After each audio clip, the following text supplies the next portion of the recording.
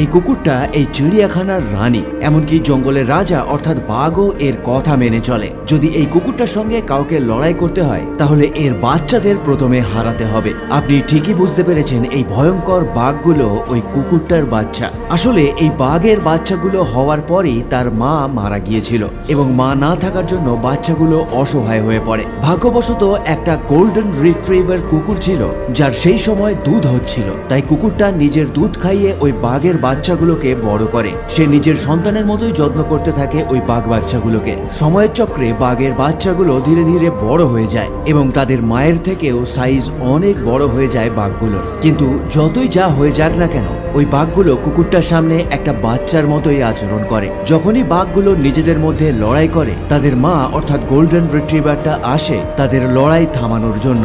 সুতরাং কুকুরটার কাছে বাঘগুলো যতই বড় হয়ে যাক না কেন, তারা তার বাচ্চা হিসেবেই থাকবে সব।